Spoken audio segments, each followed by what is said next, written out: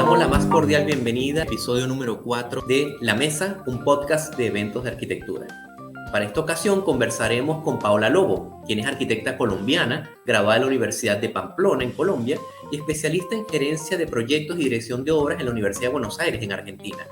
Ha tenido experiencia profesional en diseño de viviendas, locales comerciales e incluso diseño urbano, así como en el desarrollo editorial de medios enfocados en la arquitectura. Es por esta razón que en 2018 fundó Envolvente, medio sobre arquitectura, crítica y proyecto, que inició en formato impreso y actualmente se difunde digitalmente, que pretende mostrar, además de obras que generan impacto en la sociedad como proyectos de concursos, tesis de grado y obras construidas de diferentes escalas, una visión crítica de dicha producción a partir de la publicación recurrente de escritos atemporales y propositivos. Gracias a esta agenda, en 2019, Envolvente fue reconocida con el primer puesto en la categoría de divulgación por la Sociedad Colombiana de Arquitectos Regional del Norte de Santander. Esperamos que ustedes disfruten esta conversación con Paola Lobo tanto como tuvimos nosotros al hacerlo, y les instamos a que puedan seguirnos en nuestro canal de YouTube, así como seguir nuestras redes bajo el usuario @eventosdearq. Bienvenidos a un nuevo episodio de La Mesa, un podcast de eventos de arquitectura. Continuamos en esta primera temporada conversando sobre las particularidades de la comunicación y divulgación en arquitectura, en este caso con una invitada procedente de Ocaña, Colombia, la arquitecta Paola Lobos, que ha fungido como editora de la revista Envolvente, y sobre eso vamos a conversar el día de hoy. Paola, ante todo, bienvenida y gracias por atender a la invitación. Oscar, muchísimas gracias por invitarme y por generar estos espacios tan importantes para todos. Creo que la pregunta para que te presentes a la audiencia justamente es que nos cuentes un poco de ti vinculado a por qué iniciaste un proyecto editorial. Bueno, yo tengo 8 años de graduada de arquitectura y pues dediqué mis esfuerzos pues a trabajos independientes, hice una especialización en obra, así que estuve mucho en obra, haciendo cosas como diseño y obra todo el tiempo. Y tras una conversación con un amigo empezamos a debatir eso, sobre los espacios que hay de divulgación, de arquitectura y de la nostalgia que nos generaba las revistas también, un poquito ya extintas.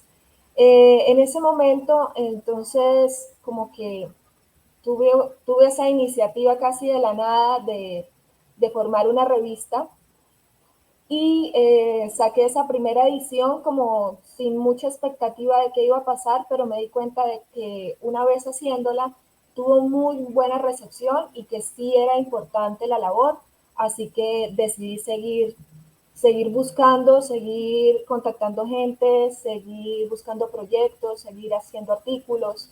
Me di cuenta de que era como un espacio un poquito medio olvidado y que tenía pues un impacto importante en los estudiantes, o por sobre todo que tengo muchos seguidores de estudiantes, porque esa es la manera como más fácil de retroalimentarse uno con respecto al crecimiento profesional y personal, ¿no? Uno se alimenta de todos los proyectos, de todo lo que lees, de todo lo que ves, entonces era una labor importante de seguir creciendo. Sí, para los que no estamos en Colombia, pero sabemos un poco de la práctica arquitectónica en Colombia, tal vez la gran referencia editorial, de nuevo, tradicional, era Revista Escala, que también tengo entendido que es un proyecto que tuvo una larga data, pero que culminó, y tal vez más recientemente desde Medellín, Mesa Editores.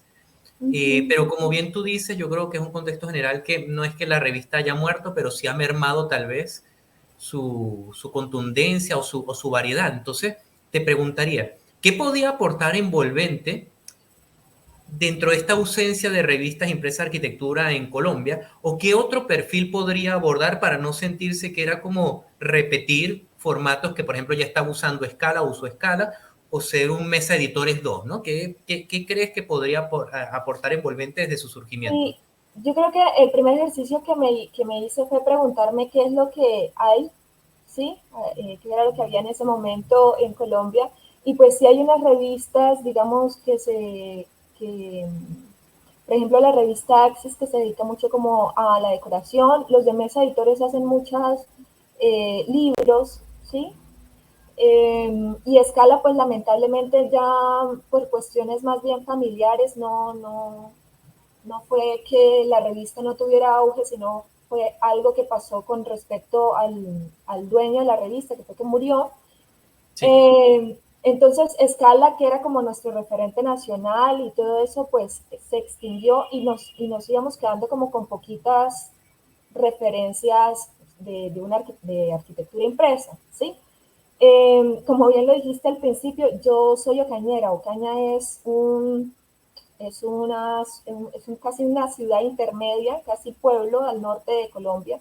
Entonces yo notaba muchísimo que siempre las publicaciones de arquitectura, sean en páginas web o en libros o en revistas, estaban muy enfocados a las capitales, Medellín, Bogotá, Cali, que pues tienen como mucha más fuerza y se estaba creando como un círculo en los mismos. Entonces yo enfoqué la arquitectura local para enfocar todo lo que era el departamento norte de Santander, Santander, obviamente incluyendo todos los demás lugares de Colombia de donde vinieran. Pero sí estaba como haciendo un esfuerzo por mostrar que no todo pasa en Medellín y no todo pasa en Bogotá.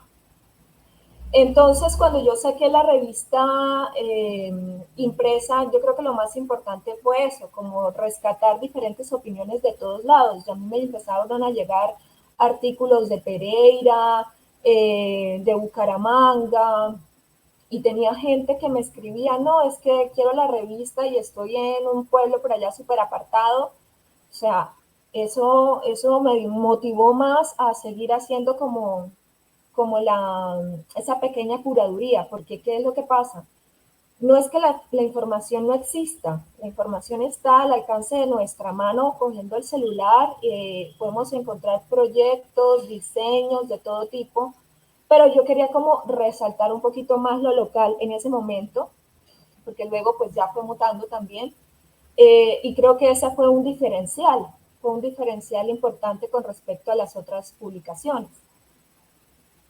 Y con respecto entonces a la acogida, Paola, sí la revista pudo producir la conformación de audiencias en Ocaña, justamente que consumieran el producto que hablaba tal vez de una práctica arquitectónica más regional. ¿Cuál fue el feedback del público inmediato que tenías en el propio Ocaña con respecto a este nuevo medio de difusión? Claro, yo tenía como un bichito negro en mi cabeza que me decía, ah, las revistas impresas para qué, lo que estás haciendo no es importante, a nadie le va a interesar, o sea, porque pues hay mucha información de internet y demás. Pero yo me di cuenta de la importancia, por ejemplo, no solo en el nicho de arquitectura, ¿sí? Obviamente, pues los más interesados en obtener la revista eran arquitectos y no solamente tuvo impacto acá en Ocaña, sino que nacionalmente pues ya empezó a tomar eco y yo empecé a mandar revistas a todos lados. Pero lo más importante que para mí también fue como capturar otras audiencias. O sea, yo recuerdo un momento que fue para mí muy importante, que estaba en un consultorio odontológico y estaba una señora con la revista hablándole a la otra señora de mira qué diseños tan chéveres y yo dije, me estoy capturando gente que no sabe de arquitectura, pero estoy creando un lenguaje y despertando pues la cabeza a muchas personas que de pronto no entienden cómo se hace un proyecto, de dónde parte o cuál es el impacto social que tiene. Entonces creo que capturar esas otras miradas para mí también fue muy importante. Obviamente pues la mayoría es del nicho de diseñadores y de arquitectos y creo que vieron como yo sentía que envolvente para ellos era accesible. Entonces yo empecé a recibir artículos de todos lados, gente que se animaba a escribir o gente que se animaba a mostrar el proyecto que de pronto no lo hubieran hecho con revistas de más alto renombre. Entonces creo que también fue generar como confianza en lo que se está haciendo, pues regional y nacionalmente, pero como sin esa percepción de no es para mí, ¿me hago entender? Entonces, eso también creo que fue más inclusivo, porque me mandaban proyectos de estudiantes y me preguntaban, ¿ustedes consideran que esto sí puede? Y habían cosas muy buenas. Entonces, los que no lograban, pues, por el espacio de participar en la revista impresa, yo los publicaba en web porque sentía que tenían un valor y ya fue tomando más eco, ya no era nacional, sino que me enviaban cosas de otros lados. Recuerdo un artículo que me mandaron de unos arquitectos de Londres y el artículo era buenísimo, hablaba de una biblioteca. Eh, entonces también para mí era muy importante que la arquitectura no solamente fueran imágenes y fotografías, estamos muy acostumbrados a ser muy visuales y que la arquitectura solamente se ve, pero no, o sea, en ese artículo me di cuenta de cómo se compone todo un proyecto y que se puede explicar en texto y que puede generar un impacto en ti, un crecimiento profesional, porque te diste cuenta de que pues hay muchas cosas en qué pensar cuando se va a construir, cuando se va a diseñar. Entonces esos puntos para mí fueron como claves en ese momento. Recuerdo que el contacto por el cual yo conocí Envolvente era por justamente la oportunidad de poder escribir en la revista, y creo que eso también es un punto importante que sería bueno que le contaras a la audiencia, Paula, porque justamente tal vez el centro o la masa crítica de la revista era la publicación de proyectos, pero recuerdo que además de eso había la oportunidad de escribir ensayos o artículos de críticas o reseñas, ¿no? Entonces, ¿podrías describir un poco el contenido que tú habías planteado para la revista y por qué debería haber esta diversidad de contenido, ¿no? ¿Cuál es la idea que tenías con esto? Que hubiera textos de Sí, la críticas, idea, reseñas, obras. recuerdo que cuando me senté a pensar no solo en el nombre, sino en la visión, yo puse tres palabras que eran arquitectura, crítica y proyecto. Yo creo que la palabra crítica fue la que más impactó, porque todo el mundo me preguntaba, bueno, ¿y eso qué quiere decir que puedo decir lo que sea? Había gente que ya quería meterse un poco más políticamente a hablar de arquitectura. Y a mí me encantaba eso porque siento que hay que generar, ¿sí? Hay que generar esa crítica, ese debate, las diferentes opiniones. Ese era un punto clave. Lo que pasa es que obviamente por cuestiones de recursos yo no podía incluir muchos artículos en la revista. Tenía a lo sumo tres artículos. Entonces creo que me quedé corta como con las ganas de publicar cosas que me llegaban que eran buenísimas, buenísimas, buenísimas. Algunas pues como te digo, lo mismo con los proyectos los pude publicar en web. Pero me di cuenta de que hay mucha gente que esto lo hemos debatido muchas veces, como las diferentes formas de hacer arquitectura. No todos diseñan ni construyen. Unos son docentes, otros se inclinan más por el urbanismo, otros por la crítica. Entonces, encontrar esas personas que estaban hambrientas de decir cosas sobre arquitectura, pues para mí era súper importante, porque es que alimenta la investigación, la academia, el crecimiento profesional. Eh, entonces, creo que ese espacio es muy poco visto en las publicaciones de arquitectura porque son cada vez más ligeras, ¿no? Las revistas normalmente de decoración incluyen un texto describiendo el proyecto, pero nunca a profundidad de un debate o ya de manera académica. Creo que la única, por lo menos en Colombia, que he visto que trabaja ya artículos científicos es la revista The Arc, que está Sí. aunada a la Universidad de los Andes, pero precisamente porque es una revista académica y de una universidad es que se permite tener eso. Pero ya tener una revista, entre comillas, comercial, como era Envolvente, pero que también incluyera un artículo de profundidad, pues me parece que era como un equilibrio entre lo ligero de ver un buen proyecto y pasar a la siguiente página con una contundente crítica o con algo para debatir o para pensar. Normalmente todos eran muy disruptivos, entonces uno se quedaba como que, ay Dios mío, ¿será que publicó esto? Entonces creo que ese espacio es necesario y que ojalá lo pudiéramos ver más en publicaciones más soft, que no tengan que ver con las universidades, porque si la vemos en las universidades es por ganar puntos con los docentes, porque son normalmente los artículos académicos suman puntos en artículos de investigación y todo ese tipo de cosas. Entonces, como que no lo hagamos solamente por eso, sino porque hay que alimentar ese debate. Bueno, tal vez en otra sala de espera de Odontología Ocaña están conversando con la revista, pero sobre algunos de los artículos críticos, ¿no? Tal vez eso Sí, también, claro. creo que seguramente se logró que tanto los proyectos como las reseñas, críticas, opiniones que están en la revista, obviamente también habrán sido tema de discusión para el público.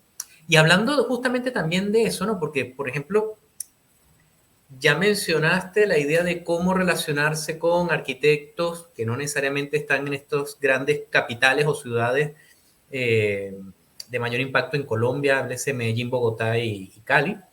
Y con arquitectos están proyectando, también con público que tal vez no es especializado, pero te quería también preguntar sobre también una red que hayas podido armar con arquitectos, y tú, como tú mencionas, fuera de la disciplina, de repente con arquitectos que también están en la misma labor comunicativa. De hecho, nuevamente, el contacto que tenemos nosotros es a través de la figura de Carlos Lince, que también tiene un proyecto de difusión que es paisajeo, ¿no? Sí. Entonces, ¿con qué otros entes, personajes, instituciones, colectivos que también están vinculadas a la comunicación y divulgación de arquitectura, lograste armar redes, ¿no? Y a dónde posiblemente te llevó esas nuevas redes que armaste a partir de la revista. Bueno, naturalmente, pues este ejercicio me permitió conocer muchas personas, tanto los que me mandaban los proyectos, los artículos, así como el que me pautaba una publicidad que obviamente tenía que ir relacionada con construcción o diseño. Entonces se crea un montón de lazos de todos lados. Y de los lazos más bonitos que se encuentra uno es las otras personas que están haciendo tu mismo ejercicio, que de diferente manera y que ni siquiera son competencias. Se encuentra uno como hermanitos, como, ay, yo también estoy dándola toda para poder sacar adelante esta idea. Paisajeo con Carlos tiene una visión mucho más de, pues, como su misma palabra lo dice, de paisaje, muy enfocado a la parte web y a los artículos. De hecho, pues con él también escribimos 2 artículos para Paisajeo. Y pues la visión de él, un poco diferente a la mía, pero hacia lo mismo, al punto de divulgar arquitectura. También uno de los grandes lazos para mí y un gran amigo, Eduardo Useche, de Arquitectura para Aliens, que es un podcast. ¿Sí? Sí. Entonces, Eduardo estaba haciendo lo mismo, pero lo estaba haciendo en audio. ¿Sí? Yo lo estaba haciendo impreso en ese momento, Eduardo en podcast, Carlos con toda la página web. También me encontré lindos lazos con todas estas estudiantes del CESCA, el CESCA es pues como el organismo de los estudiantes de arquitectura que está enlazado a la Sociedad Colombiana de Arquitectos. Entonces, es como que todos estábamos como en la misma intención de hacer y mucho por amor, o sea, en realidad ni siquiera es una cuestión de voy a hacer esto porque tengo grandes aspiraciones económicas o qué sé yo. No, todos lo estamos haciendo porque realmente valoramos el trabajo y nos gusta la arquitectura, somos apasionados y nos gusta la divulgación. En mi caso, pues, por ejemplo, yo creo que decidí mucho lo impreso porque me gusta mucho leer me gustan los libros, me gusta tenerlo en la mano, para mí es diferente hacerlo, entonces en ese momento era como importante tener una pieza, ¿no? Una pieza de valor en las bibliotecas de todos los arquitectos que tuvieran ahí un pedacito de esa pequeña curaduría que es armar toda una revista. Pero como te comentaba antes de grabar, pues, perdóname, la revista pues ya no se saca de forma impresa. Fue un sacrificio y creo que hace parte pues de los ciclos que se cumplen.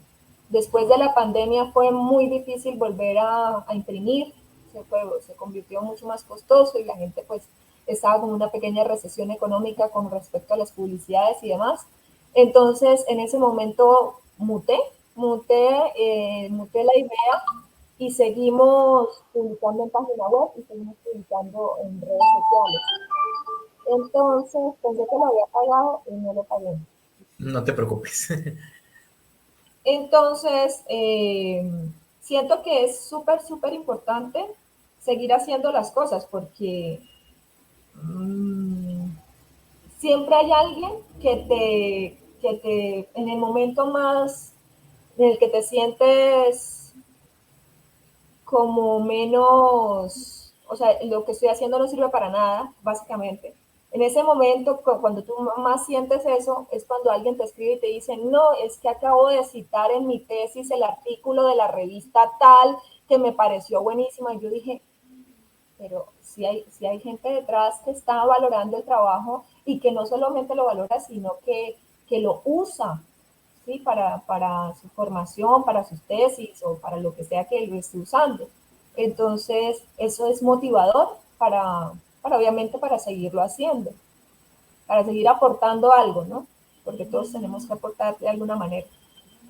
Bueno, definitivamente eso es lo que tiene de particular las publicaciones impresas, que en principio se mantienen allí y tal vez son novedosas para quien lo lee por primera vez a pesar de que haya pasado el tiempo, ¿no? También hay algunos que dicen ya, pero un libro se te quema, se te pierde, se te moja y se perdió, en cambio lo digital está allí por siempre. Hay gente que dice, no, no, no, más bien se va la electricidad y falla una base de datos y perdiste esos bits y se perdió eso. En cambio, si tienes el libro, pues nunca vas a perder esa información, ¿no? Pero yo creo que el leitmotiv de ambas posturas es que hay formatos que permiten que la información quede resguardada en el tiempo, se vuelva atemporal y como tú dices, en cualquier momento puede ser de provecho para alguien y ese es el valor justamente que tiene. Y cuéntanos un poco más sobre entonces, además de obviamente cambiar el formato impreso y de revista a contenido en redes internet, pero ¿hubo algún cambio entonces en la agenda? ¿Hubo tal vez un cambio en tipo de contenido que piensa, o sea, que has divulgado a partir de esta nueva etapa? O sea, ¿qué implicaciones en lo que respecta a contenidos, pues tuviste que verte enfrentada con el cambio de formato o que más bien aprovechaste? Oye, mira, a mí siempre me gustó hacer un reel y no lo podía hacer porque estaba impreso y ahora sí puedo hacer reels, ¿no? Entonces, ¿qué de provecho y de desventaja te has encontrado con el cambio de formato al digital para divulgar información?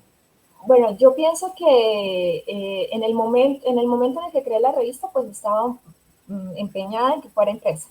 Pero después me di cuenta de que el formato no importaba, lo importante era la información. Como te repito, Eduardo estaba haciendo divulgación de arquitectura por YouTube, por podcast. Conocí a un chico del CESCA que también estaba haciendo TikToks de arquitectura. Entonces yo digo, todos los medios y todos los formatos son valiosos, porque lo importante es que llegue a las personas. Entonces me di cuenta de que seguir publicando en redes sociales, pues generaba más, de pronto llegar a personas que no podía llegar, obviamente con la revista impresa, ¿sí? Ya gente de otros países. Obviamente tuvimos siempre participación internacional en las revistas porque yo colocaba un proyecto internacional. O si no era un proyecto, era un artículo. Entonces siempre había esa participación, pero como que me permití como ampliarme más. Entonces ya ahorita los proyectos que publico son de todos lados, ya no son tan colombianos, porque antes quería que fuera muy colombiano. Ahora pues me permito publicar buena arquitectura de donde venga, ¿sí? Obviamente tengo mucha gente de México que me enviaban sus proyectos, entonces yo digo, bueno, buenísimo. Y de hecho alguien me comentó una vez que, ay, cómo ha cambiado Envolvente, que ahorita todo es internacional. Entonces, y yo dije, ¿y por qué no?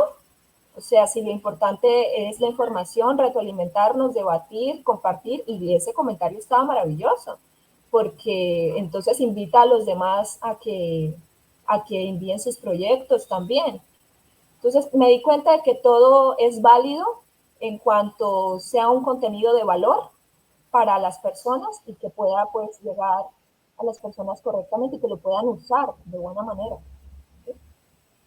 Sí, yo creo que también lo que permite el contenido en Internet es que tal vez genera una, una construcción de hipertextualidades, es decir, conexión entre distintos contenidos de una manera inmediata, ¿no? Tal vez por eso es que el enlace se llama hipervínculo, ¿no? Entonces que inmediatamente tú puedes colocar un proyecto con el hashtag adecuado que te lleva al siguiente, al siguiente, al siguiente, o de a través de unos hashtags o de tagueo, se llega a la obra, al texto o a la publicación que tú hayas hecho, y obviamente la interconexión en red, pues eso creo que es algo de provecho que tiene el formato digital, que tal vez lo tiene la revista también, lo que pasa es que va a otro ritmo, ¿no? Oye, para eso se agregan Y pues citaciones y yo después buscaré otro libro, ¿no? claro, Pero no, pues son formatos diferentes y pues hay unos pros y contras en todo, ¿no? Por ejemplo, en la página web yo no me permito colocar artículos como los que ponía en la revista, que eran de 1.000 o 1.500 palabras, porque nadie te lee en web 1.500 palabras. Entonces los artículos en web son de máximo 500. Entonces, obviamente son ligeros, rápidos, pues porque así es las cosas en Internet. Es decir, no quieres ver un proyecto, quieres saber de él, quieres un texto corto y pum, pum, y lo leíste y pasaste al siguiente post. Entonces, esa limitante, pues a mí personalmente no me gusta mucho, porque me encantaría poder publicar cosas como de más profundidad, que sí podía hacerlo en la revista impresa, pero obviamente lo digital tiene su pro en el sentido de que llega a más personas, o sea, tiene más volumen esa información. Entonces, pues nada, simplemente usarlo de la mejor manera. y, y aparte de lo que has comentado, Paula, más bien, ¿cuál crees, más allá del tema del formato, como lo acabas de decirnos, textos más cortos, apuntar a la visualidad, no dejar de colocar los hashtags? De repente eso también tiene que ver con el formato, con lo logístico, ¿no? Pero a nivel de contenido, más bien, ¿qué restricción crees que ahora tienes con la publicación digital en redes online, ¿no? Pero de nuevo, más allá del formato, sino a nivel de contenido, ¿no? ¿Qué crees que ahora tal vez no funciona tan bien cuando el medio es digital en lugar de impreso? Para mí, algo que valoraba mucho como arquitecta publicando un proyecto, eran los planos o los esquemas, o lo que uno llama el proceso de diseño, que sí me permitía colocarlo en la revista, el proceso, el texto, la planimetría, y que pues uno lo podría leer bien. Pero tú en un post de Instagram no ves un plano.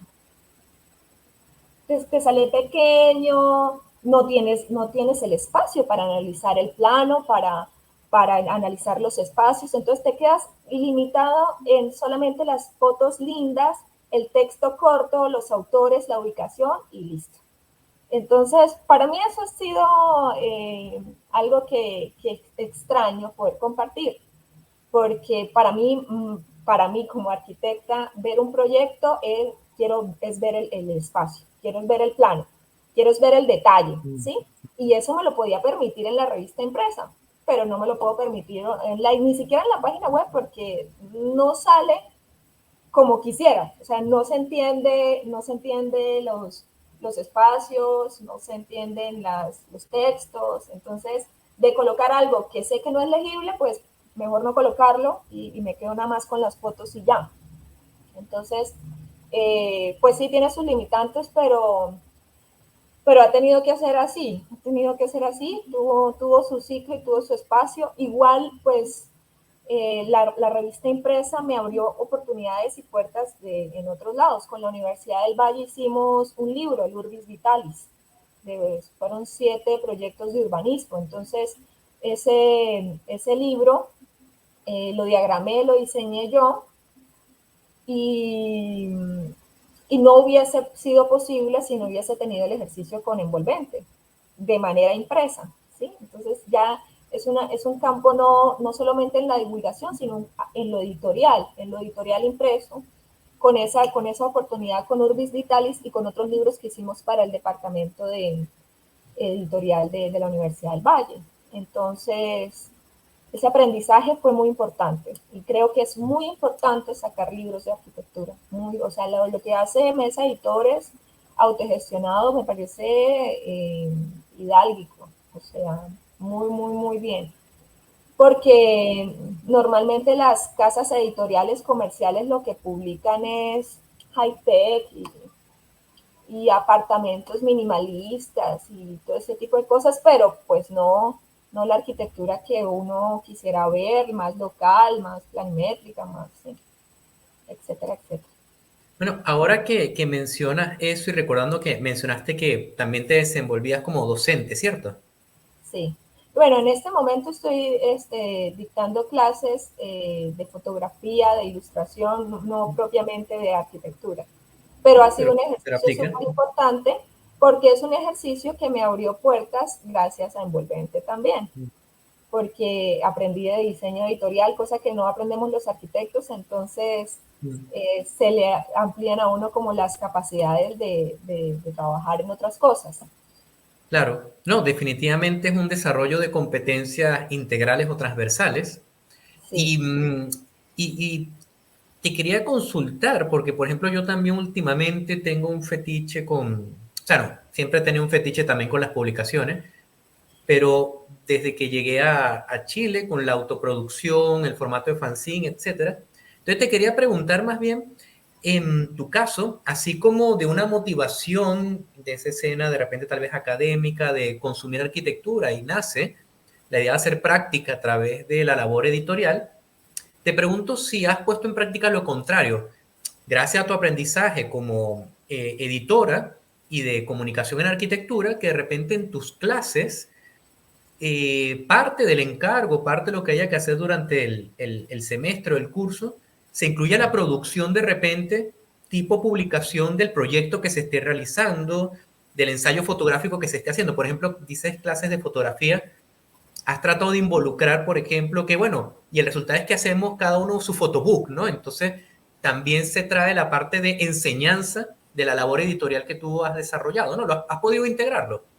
sí, no, casi que a la fuerza, porque lo primero que me dijeron en la universidad es, bueno, vas a dictar fotografía y todo, te necesitamos para la revista de la universidad que saca una revista semestral, ¿no? De todas las cosas que pasan en el semestre con la universidad. Entonces, pues claro, uno no participaría en eso si no fuese por esta experiencia, y esa retroalimentación es muy bonita. O sea, por ejemplo, en esta experiencia aprendí más de fotografía, aprendí más del diseño. Entonces, creo que es un crecimiento de todos lados, en todos lados, la verdad, hacer estos ejercicios. Por eso es que yo siempre siempre invito a todo el mundo a que si tengan un proyecto, sea cual sea, pues lo hagan. Es decir, que no todo tiene que ir en diseño y en construcción.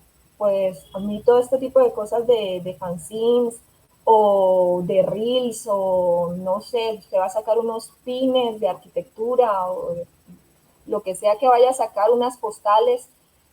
Siento que todo es importante porque nos une como gremio y nos ayuda a participar en diferentes roles que, que nos alimentan de diferentes maneras nuestras cabezas, nuestras Sí, mentes. y yo creo también que el hecho de que un curso de taller de arquitectura, de fotografía, de análisis de representación, etcétera, considero que si uno plantea como docente que hay un resultado en un producto editorial, llámese como bien tú dices, fanzine, reel, portafolio, lo que sea, pues ayuda justamente a replicar esa información, a transmitirla y a divulgarla, ¿no? Entonces, que un estudiante, por ejemplo, haya tenido en su curso de taller o en su curso de historia, haber cerrado con una publicación del trabajo que hizo, pues también justamente una manera de divulgar su trabajo y que tal vez cuando,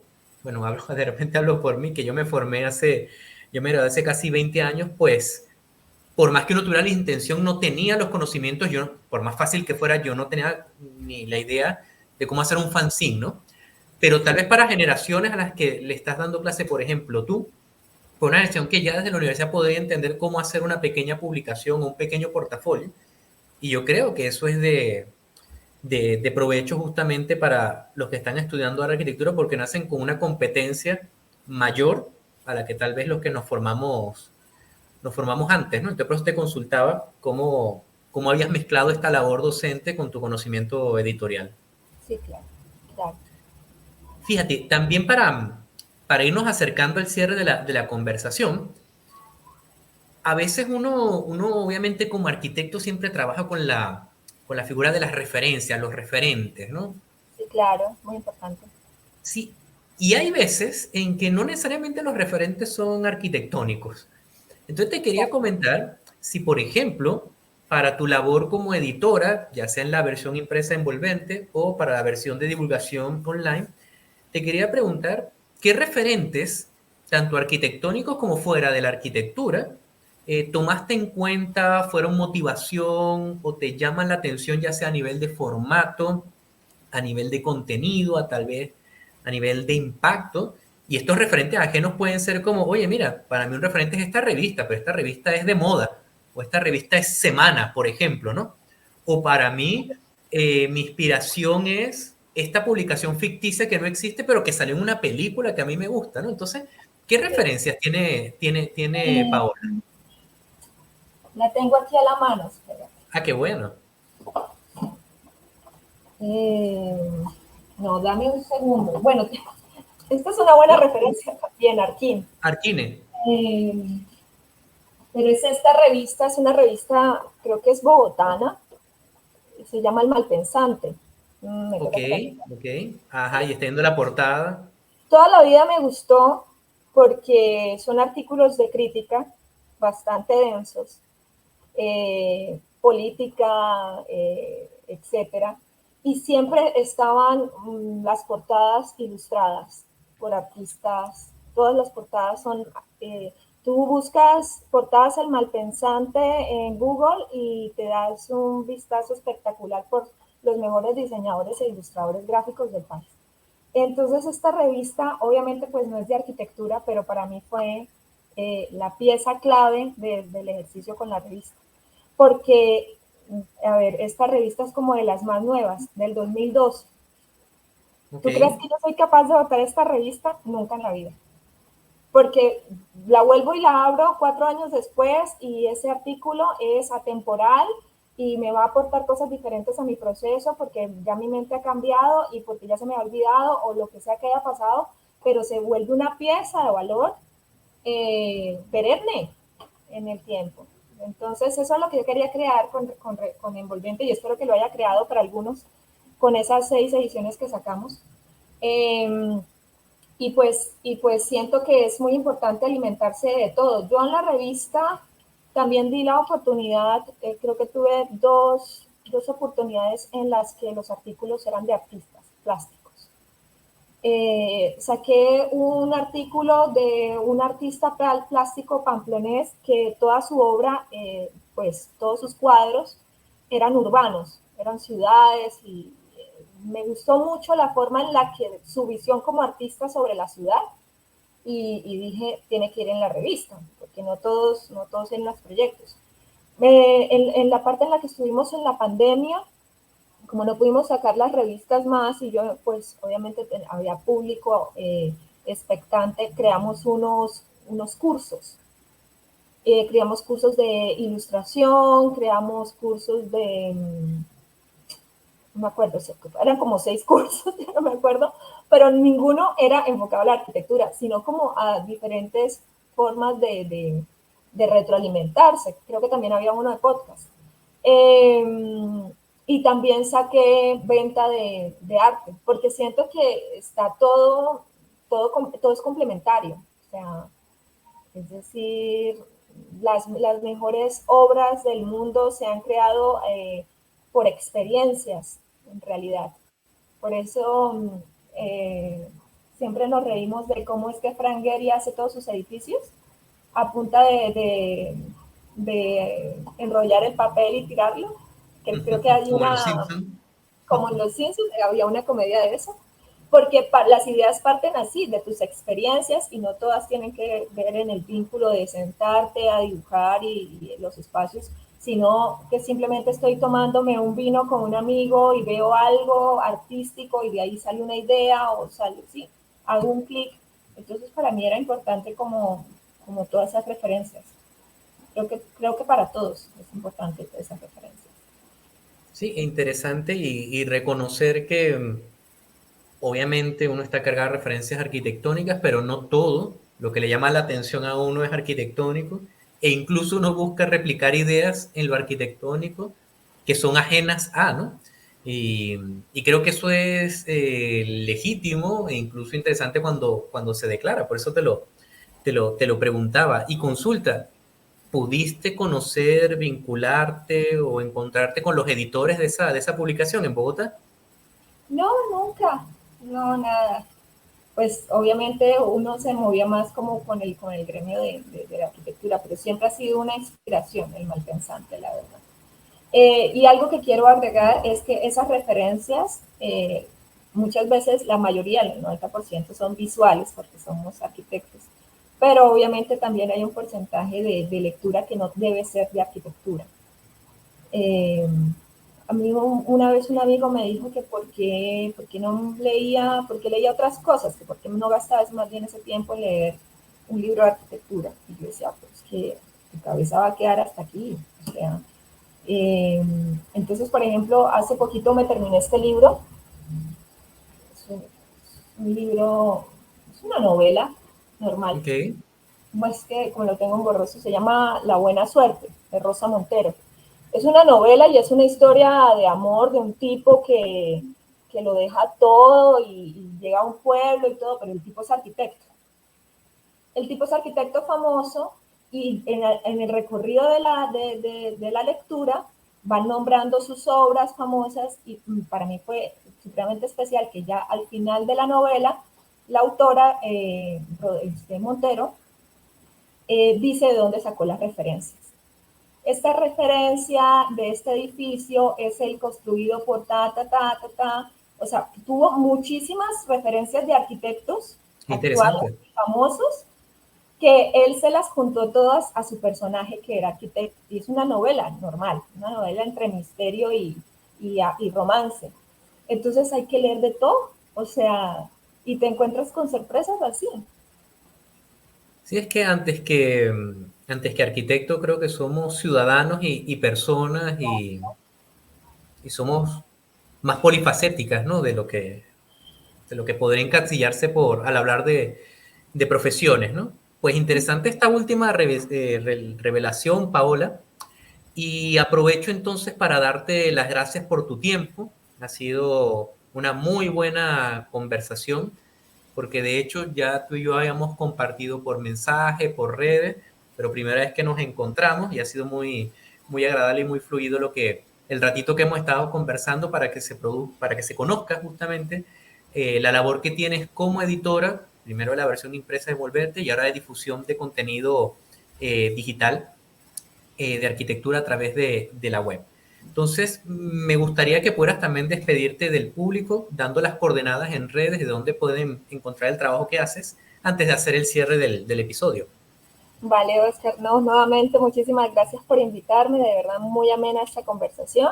Invitarlos sí a todos a seguir sus proyectos y sus ideas y que nos sigan en redes sociales como Revista Envolvente, en Instagram, Revista Envolvente, y en página web www.revistaenvolvente.co. ¿Listo? Esas son. Perfecto, Y Facebook muchísimas como gracias. Revista Envolvente, pero pues tenemos mayor fuerza en Instagram. Y seguro que, bueno, igual todavía habrá algunos números de envolvente rodando por Ocaña o por Colombia, y en algún momento alguien también se las puede encontrar esos 6 números impresos. Así que nuevamente agradecido por tu tiempo, Paola. Este ha sido de nuevo un nuevo episodio de La Mesa, un podcast de eventos de arquitectura. Vale, muchas gracias.